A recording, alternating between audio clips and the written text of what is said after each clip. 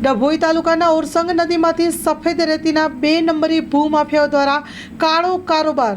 દર વખતે વડોદરા જિલ્લાના ખાણ ખનીજના રેડ કરીને લાખો રૂપિયાનો માલ તો જપ્ત કરવામાં આવે છે, પછી તેની તે સ્થિતિ જોવા મળતી હોય છે।